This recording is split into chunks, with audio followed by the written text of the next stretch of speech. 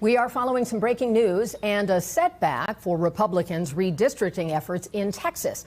A federal court today blocking Texas from using a new congressional map that was at the heart of a national reckoning on the issue of redistricting, after the president urged that state to redraw its districts to give Republicans more seats in next year's midterms. That, of course, prompted California Democrats to retaliate by redrawing their districts. The court ordering Texas to use its old map, which was passed in 2021, which was right after the census, the normal time. And this case could ultimately end up at the Supreme Court.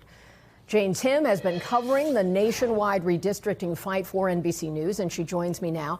And Jane, this is one of those days where your expertise really comes in handy. Can you explain to us what the judge's reasoning was for blocking this proposed congressional map change?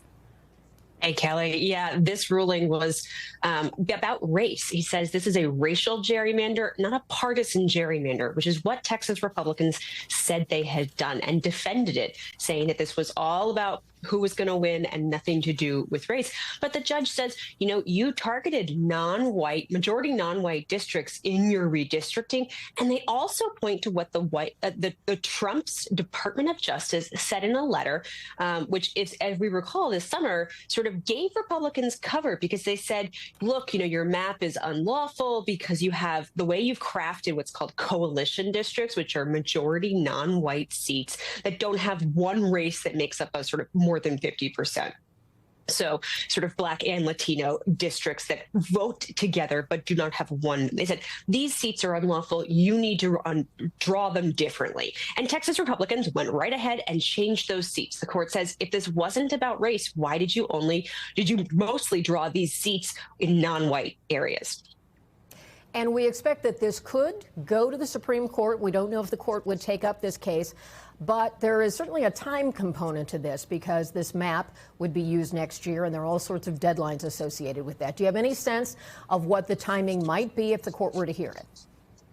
Yeah, the Supreme Court is almost certainly going to rule on this. Cases like this get appealed directly to the Supreme Court, and they could send a one-word ruling, affirmed, denied, or they could hear arguments. So it really depends on how they want to hear this. But I think there's a good chance they're going to hear it, and a good chance that control of Congress really could come down to this case. So interesting. And that, of course, puts your reporting at the center of this. So do you have a sense of if that decision comes from the court one way or another, that it would affect how the midterms would play out? Because if in fact it goes one way or the other, is there a particular point where you think this could be that instrumental?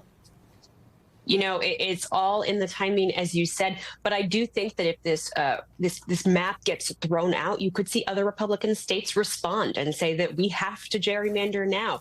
Florida has been noticeably silent, as you might notice, as we talk about these issues. Other states have said we don't want to gerrymander. They could change their mind. But it all comes down to the timing and of course, what's ruled on. And it does seem to have a bit of a contagious element to it. Thank you so much, Jane. We appreciate your help in understanding this important development. We thank you for watching. And remember, stay updated on breaking news and top stories on the NBC News app or watch live on our YouTube channel.